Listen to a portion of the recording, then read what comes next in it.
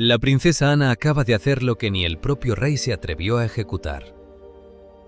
Mientras Carlos intentaba suavizar las tensiones, su hermana, junto al príncipe Guillermo, activó el secreto Protocolo Felipe, que retira a Camila el derecho a disponer de los aposentos privados de la difunta Isabel II. No es solo una victoria administrativa, es un exilio tectónico de Camila del centro sagrado del poder. Ana ha asestado un golpe quirúrgico, devolviendo las llaves de la historia a los verdaderos herederos. Esta decisión es irreversible. Pero ¿qué intento de Camila de abrir la caja fuerte personal de la reina hace 6 semanas obligó a Ana a declararle la guerra? En las tierras altas de Escocia, el castillo de Balmoral ha dejado de ser el refugio bucólico de los veranos de la familia real para transformarse, de la noche a la mañana, en el escenario de una purga silenciosa y gélida. Esta mañana, el aire que recorre las torres de granito no trae la calidez habitual de las vacaciones, sino un aroma penetrante a brezo húmedo mezclado con el olor metálico de un juicio administrativo que nadie vio venir. Es una atmósfera cargada, donde cada partícula de polvo parece suspendida por la tensión de una justicia helada que finalmente ha cruzado el umbral de las estancias privadas de la monarquía.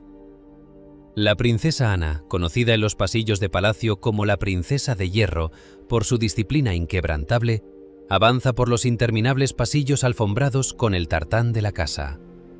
No es un paseo casual. Sus pasos, firmes y rítmicos, golpean la madera antigua con una cadencia casi militar que resuena en la quietud absoluta de la residencia escocesa. Es el sonido de una autoridad que no necesita elevar la voz para hacerse notar. A su paso, los miembros de la Guardia de las Highlands, hombres curtidos que han jurado lealtad a la corona, se tensan de inmediato. Sus cuerpos se vuelven rígidos, sus ojos miran al frente evitando cualquier distracción. Ellos comprenden perfectamente el lenguaje no verbal de la familia real. Saben que cuando Ana camina con esa determinación quirúrgica, el protocolo ha dejado paso a la acción directa. Los guardias, en una muestra de respeto que bordea el temor reverencial, se estiran hasta el límite de sus uniformes. No hay saludos informales ni comentarios en voz baja. Hay una comprensión táctica en el ambiente. La hija de Isabel II ha venido a reclamar lo que nunca debió salir del control de la línea directa de sangre. En el aire flota una mezcla extraña de fragancias. El perfume silvestre de los páramos escoceses que se filtra por las ventanas entreabiertas choca frontalmente con el olor rancio de los documentos antiguos, de la cera de sellar y del papel de estado que Ana lleva consigo. Es el aroma del triunfo de la tradición sobre la ambición. Este desplazamiento de poder ocurre en un silencio ensordecedor. Es esa clase de quietud sepulcral que solo se encuentra en las grandes casas reales cuando se está ejecutando una orden de exilio interno. Mientras Ana recorre los metros que la separan del ala que albergaba los aposentos personales de su madre, la sensación de un cambio tectónico se vuelve palpable para todos los presentes.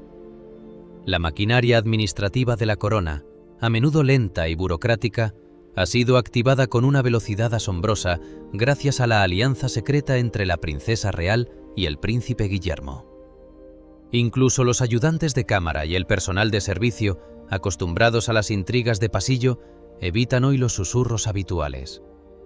La mirada de Ana es un recordatorio constante de que el protocolo Felipe, ese conjunto de directrices dejadas por el duque de Edimburgo para la protección de la santidad de la corona en momentos de crisis, no es una leyenda urbana, sino una herramienta de ejecución real. Guillermo, desde la sombra, ha proporcionado el respaldo necesario para que Ana actúe como el brazo ejecutor de una restauración necesaria. En este rincón de Balmoral, la figura de la reina Camila ha comenzado a proyectar una sombra de aislamiento total. En la periferia de este despliegue de fuerza, en las habitaciones adyacentes donde se gestiona la agenda de la consorte, la comprensión de la derrota ha empezado a calar hondo.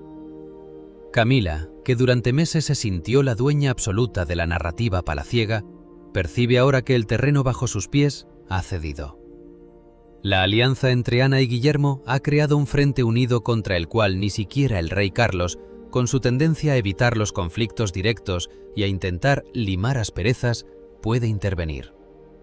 Carlos se encuentra atrapado en una parálisis institucional mientras su hermana recupera las llaves de la historia de las manos de quien pretendía utilizarlas para fines propios. La quietud de Balmoral es ahora una trampa para Camila.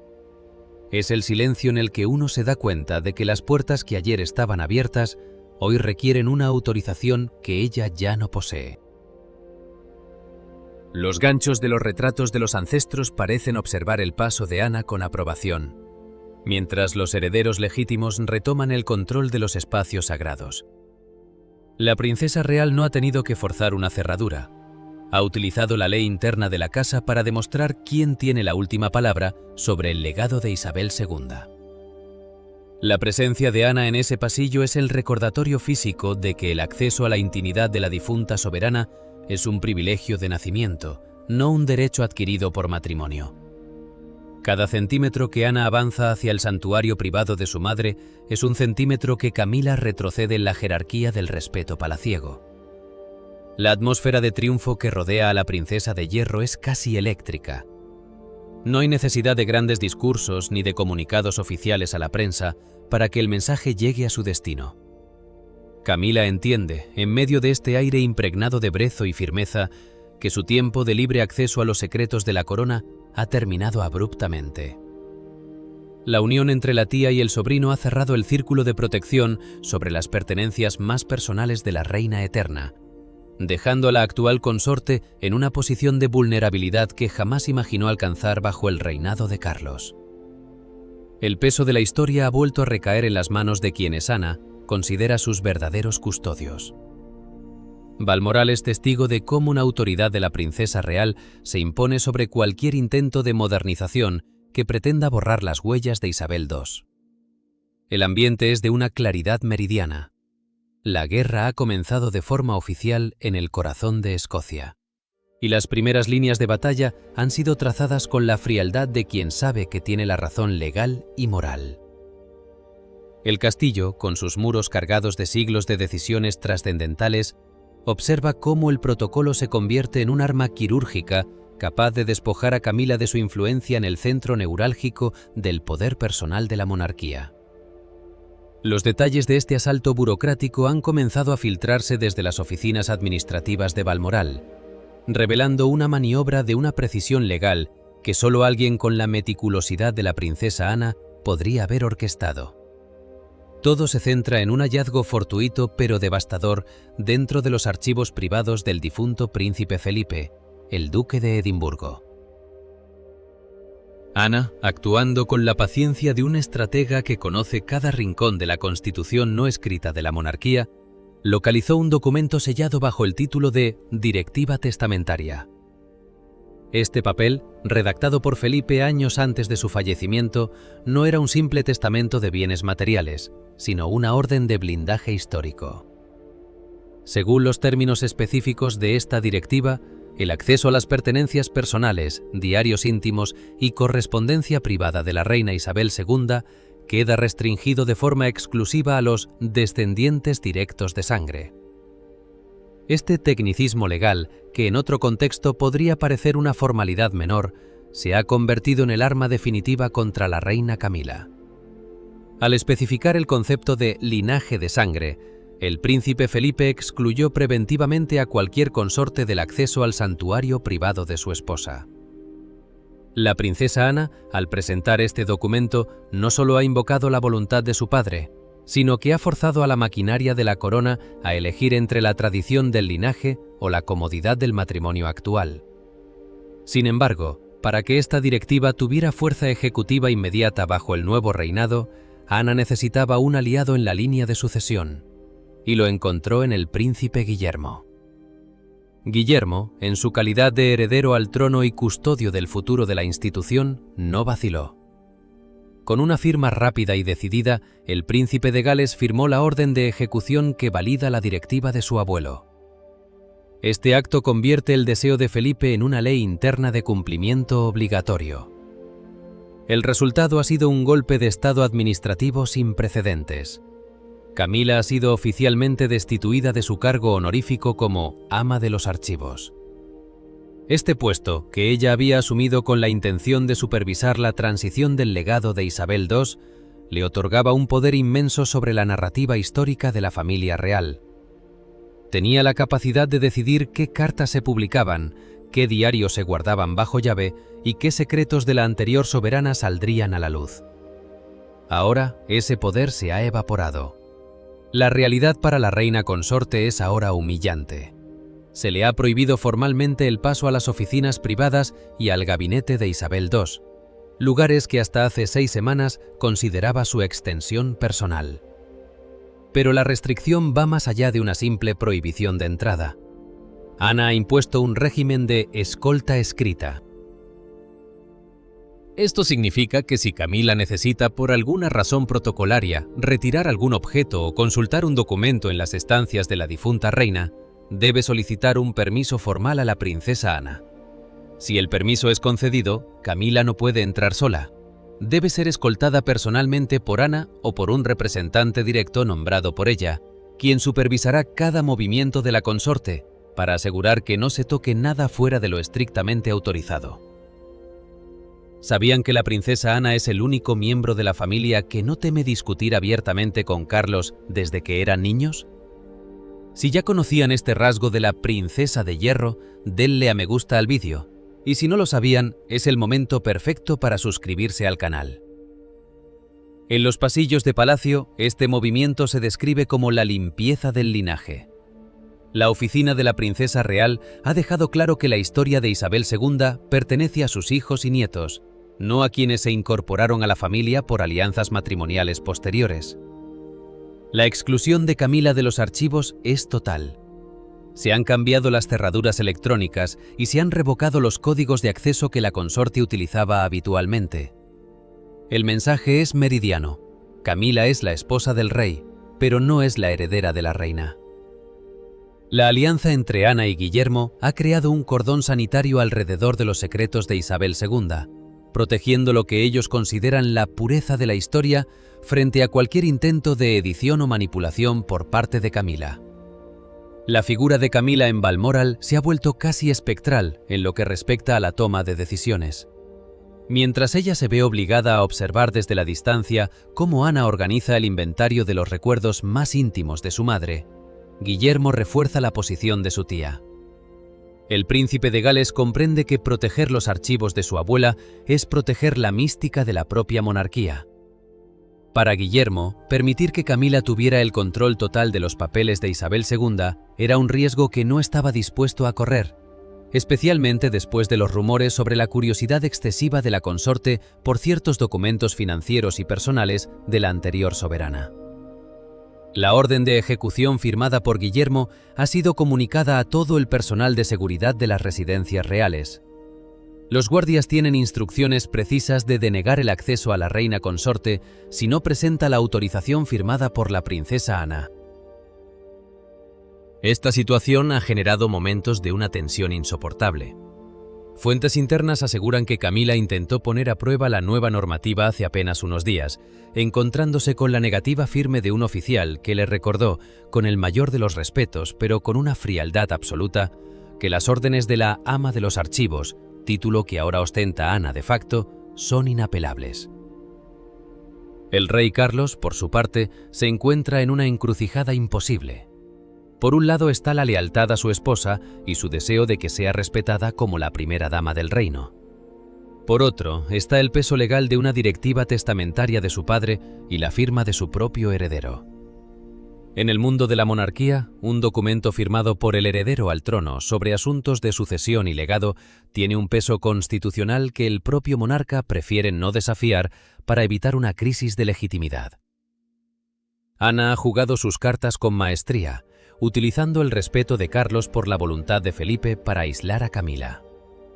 El despacho de Isabel II, con su aroma a cuero viejo y sus estanterías cargadas de la historia del siglo XXV, es ahora una fortaleza prohibida para Camila, un recordatorio diario de que en el núcleo duro de la familia real, la sangre sigue teniendo más peso que cualquier corona matrimonial.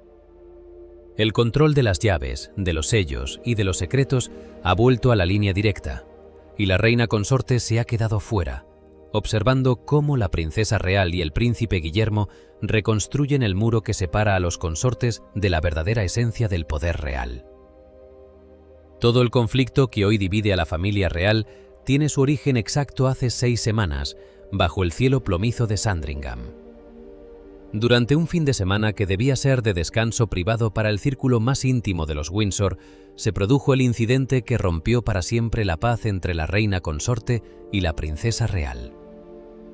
Todo comenzó cuando Camila, aprovechando un momento en que el rey Carlos se encontraba distraído con asuntos de sus fincas, dio una orden que dejó paralizados a los bibliotecarios de la residencia oficial. Con un tono de autoridad que buscaba no dejar espacio a la réplica, Camila dispuso que los diarios personales de Isabel II, aquellos cuadernos de cuero donde la soberana volcó 7 décadas de pensamientos íntimos, fueran trasladados de inmediato desde la caja fuerte privada a la Biblioteca General de la Casa. La excusa oficial de Camila fue tan pulcra como sospechosa. Afirmó que quería hacer que esos diarios fueran parte de la historia, sugiriendo que debían estar en un lugar donde los investigadores de la corte pudieran empezar a catalogarlos para el futuro legado nacional. Sin embargo, para la princesa Ana, que conoce los códigos de palacio mejor que nadie, esa maniobra no tenía nada de histórica y sí mucho de política. Ana comprendió al instante que sacar los diarios del control del linaje directo y ponerlos en una biblioteca bajo la supervisión del equipo de la reina consorte era una estratagema para obtener información privilegiada. En esos diarios, Isabel II registró sus impresiones más crudas sobre la vieja guardia del palacio, sobre políticos, sobre el personal de confianza y, lo más importante, sobre los secretos que mantienen la estabilidad de la institución. Ana vio en el gesto de Camila un intento de encontrar compromisos o secretos que le permitieran purgar a los empleados leales a la era anterior y cimentar así su propio poder absoluto dentro de los muros de la monarquía. La reacción de la princesa de hierro no fue la que Camila esperaba. Ana no buscó el enfrentamiento público. No hubo gritos por los pasillos ni escenas dramáticas frente a los invitados. Fiel a su estilo quirúrgico, Ana esperó a que el personal encargado del traslado se retirara momentáneamente para tomar una decisión drástica. Se dirigió personalmente a la entrada del archivo privado, retiró las llaves que aún colgaban de la cerradura y cerró la puerta con un doble giro que resonó como un disparo en el silencio de la mansión. En ese momento, Ana no solo estaba bloqueando el acceso a unos documentos, estaba trazando una frontera física entre la familia de sangre y la mujer que intentaba acceder a un santuario que no le pertenecía. Aquella misma tarde, bajo la luz mortecina de las lámparas de Sandringham, Ana no llamó a su hermano el rey. Sabía que Carlos, en su afán por mantener la armonía matrimonial, intentaría mediar y probablemente cedería ante las pretensiones de su esposa.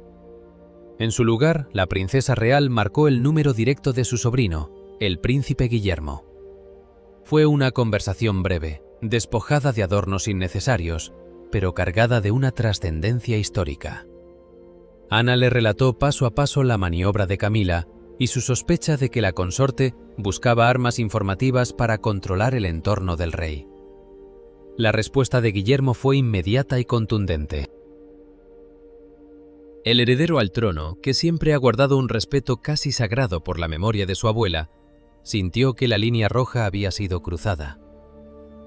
Esa noche, en un rincón apartado de la residencia, lejos de los oídos de Camila y del propio Carlos, los dos Windsor más fuertes de la actualidad sellaron un pacto de acero.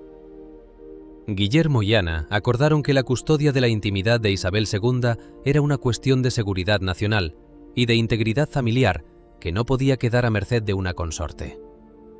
Aquella reunión secreta fue la verdadera génesis del Protocolo Felipe. Guillermo comprendió que, si permitían que Camila controlara los diarios de la reina, ella tendría el poder de decidir qué partes de la historia se borraban o qué secretos se utilizaban para presionar a la corte. La firma de ese pacto invisible marcó el punto de no retorno. Mientras Camila cenaba tranquilamente creyendo que su orden se ejecutaría a la mañana siguiente, Ana y Guillermo ya estaban moviendo los hilos para activar resortes legales que ni el propio rey podría ignorar. En ese momento, la relación entre la hija de la reina y su sobrino pasó de ser una simple alianza familiar a convertirse en un eje de poder capaz de desafiar la estructura misma del reinado actual. Ana, con la llave de Sandringham todavía en el bolsillo de su chaqueta, y Guillermo, con la determinación de quien protege su propio legado futuro, decidieron que Camila debía ser detenida antes de que sus manos tocaran las páginas que Isabel II escribió solo para los ojos de sus herederos. Aquel fin de semana en Sandringham, que Camila planeó como el inicio de su dominio sobre los archivos reales, terminó siendo la trampa que la dejó fuera del juego. El pacto entre Ana y Guillermo se convirtió en una barrera infranqueable, una alianza de sangre contra el matrimonio que cambió la dinámica del poder para siempre. La decisión de Ana de cerrar esa puerta y llamar a Guillermo no fue solo un acto de protección, fue la declaración de guerra más silenciosa y efectiva en la historia reciente de los Windsor, una que dejó claro que, aunque Camila lleve la corona, las llaves de la verdadera historia siguen perteneciendo a quienes llevan el apellido por derecho de nacimiento.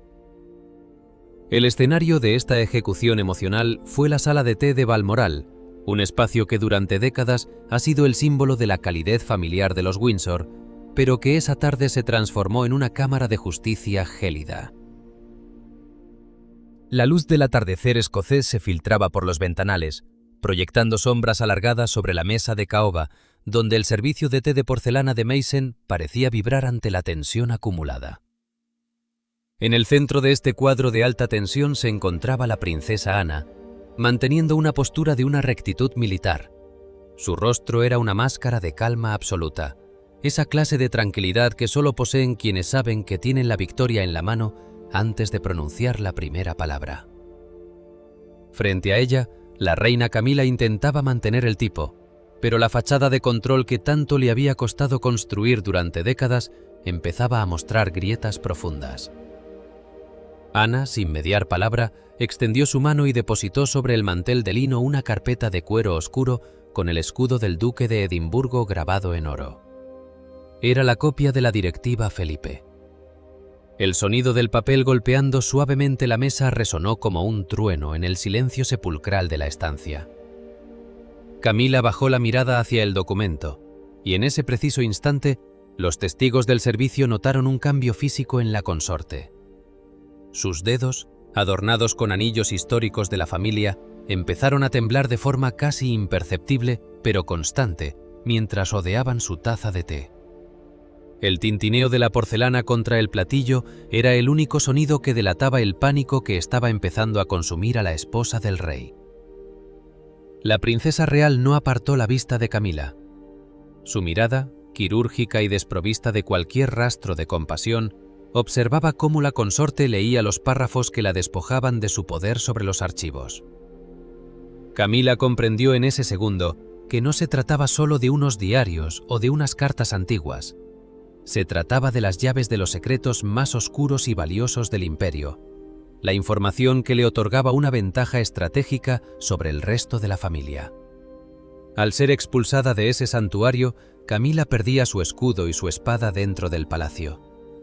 La sensación de exilio era total.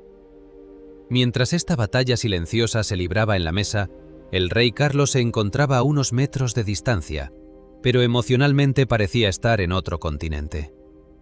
Estaba de pie junto a la gran ventana, de espaldas a las dos mujeres más importantes de su vida, observando los páramos de Balmoral.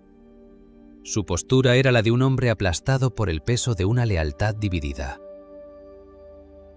Carlos sabía perfectamente lo que contenía esa carpeta. Conocía el poder que su padre, el príncipe Felipe, le había otorgado a Ana como la verdadera custodia de la integridad de los archivos. El rey, a pesar de su título, se sentía impotente. No podía intervenir, no podía suavizar el golpe, porque ir en contra de esa directiva sería cuestionar el testamento político de su propio padre, el hombre que diseñó la supervivencia de la casa Windsor para el siglo XXI. El vapor que subía de las tazas de té parecía el humo de una batalla que llegaba a su fin. Camila, sintiendo que el aire se volvía irrespirable y que su posición de poder se desvanecía en favor del linaje de sangre, levantó la cabeza. Su rostro, habitualmente risueño ante las cámaras, estaba contraído por una mueca de amargura. La rabia, contenida durante años tras la etiqueta real, brotó de forma repentina. Con una voz que era casi un susurro siseante, cargado de un veneno acumulado desde los días de la juventud, Camila soltó las palabras que habían estado grabadas en el muro que las separaba. «Me has odiado toda tu vida». La frase quedó suspendida en el aire, cruda y violenta, rompiendo por fin el protocolo que tanto protegía a Ana. La princesa real no se inmutó. No hubo un parpadeo, ni un movimiento brusco, ni un rastro de ofensa en sus rasgos. Ana simplemente esperó un segundo, como si estuviera dejando que las palabras de Camila se disolvieran en la inutilidad de la sala. Con una voz que era puro hielo, de una precisión quirúrgica que cortaba cualquier posibilidad de réplica, Ana respondió con la frialdad de quien se siente superior por nacimiento y por deber. No se defendió de la acusación de odio, simplemente la ignoró para centrarse en una realidad mucho más devastadora para la consorte. «Yo amo el orden, Camila», dijo Ana, haciendo una pausa deliberada para que el peso de su jerarquía se sintiera en cada rincón de la Tea Room. «Y tú eres solo una circunstancia temporal». En ese momento, la sentencia estaba dictada. Ser llamada circunstancia temporal frente al rey, quien seguía mirando hacia el horizonte sin atreverse a girarse, fue el golpe de gracia para el orgullo de Camila. La princesa real le estaba recordando que, aunque ella llevara la corona en ese momento, Ana era la sangre, Ana era la historia, y Ana sería la que permanecería cuando el presente se convirtiera en pasado.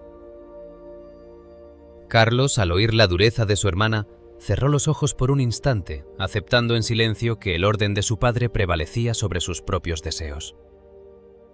La taza de Camila finalmente volvió al platillo con un golpe seco, mientras Ana recogía su propia taza con una calma soberana, sabiendo que el protocolo Felipe había cumplido su función: devolver los secretos de la corona a manos que, según ella, nunca deberían haberlos compartido. El silencio volvió a reinar en la Tea Room, pero ya nada era igual. El exilio de Camila de la historia íntima de los Windsor se había consumado ante la mirada pasiva de un rey que no pudo, o no quiso, evitar que su hermana aplicara la ley del linaje. La reunión definitiva que selló el destino de la reina consorte no tuvo lugar frente a las cámaras ni en un salón de banquetes, sino en la penumbra del estudio privado del rey Carlos en Balmoral, un espacio donde el olor a cuero viejo y madera de roble parece absorber los secretos más densos de la monarquía. Allí, la atmósfera era tan pesada que el aire mismo parecía doler.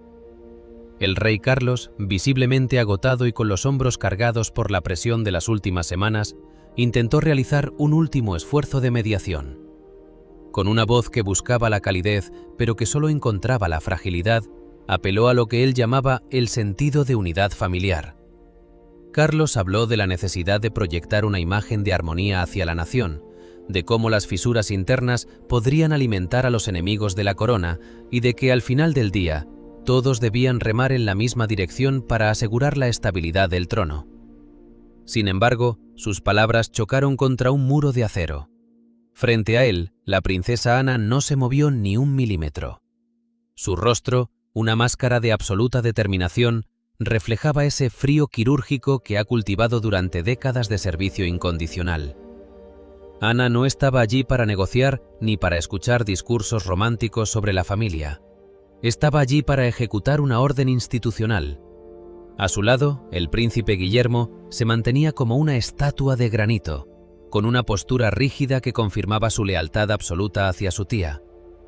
Su presencia no era meramente decorativa, era el mensaje definitivo de que el heredero al trono había dado la espalda a las pretensiones de la esposa de su padre en favor de la pureza del linaje.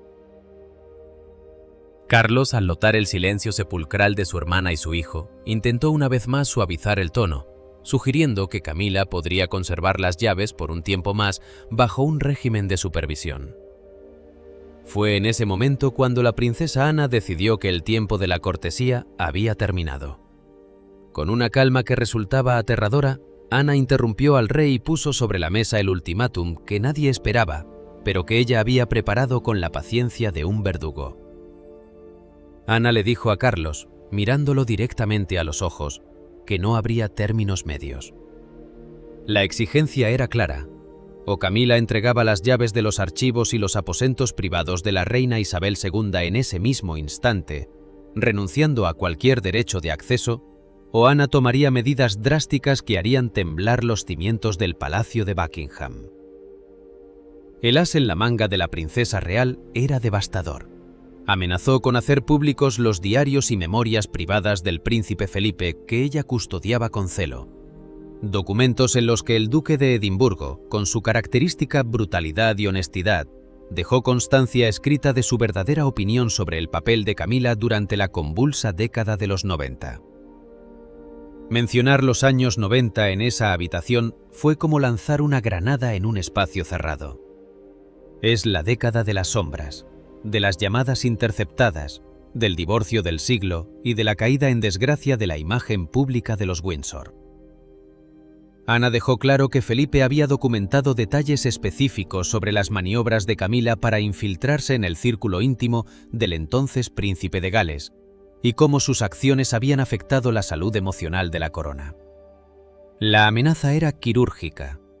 La publicación oficial de esas memorias no sería un simple cotilleo de tabloide, sino un documento histórico firmado por el patriarca de la familia que destruiría cualquier legitimidad que Camila hubiera logrado construir en los últimos 20 años. El rey Carlos se quedó sin aliento. El peso de la amenaza de Ana era absoluto. Miró a Guillermo, buscando quizás un destello de duda o una señal de que su hijo detendría este ataque frontal contra su esposa. Pero Guillermo no desvió la mirada. Al mantenerse firme junto a su tía, el príncipe de Gales estaba validando el ultimátum. Estaba confirmando que prefería el sacrificio de la posición de Camila antes que permitir que los secretos de su abuelo fueran utilizados como moneda de cambio o que la historia de la familia fuera manipulada por alguien que no llevaba la sangre de los Windsor. La derrota de Carlos se hizo evidente en la forma en que sus manos empezaron a juguetear nerviosamente con el borde de su escritorio.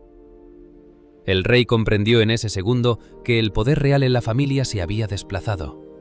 Ya no era una cuestión de quién llevaba la corona, sino de quién controlaba la historia y quién tenía la lealtad del heredero. Ana había maniobrado con una maestría que dejaba a Carlos sin opciones. Ir en contra de su hermana significaba enfrentar un escándalo que enterraría para siempre la reputación de Camila bajo el peso de las palabras del príncipe Felipe. El silencio que siguió a la amenaza de Ana fue el clímax de esta guerra interna. Carlos miró el suelo, aceptando la realidad de su derrota. Había perdido contra su propia sangre.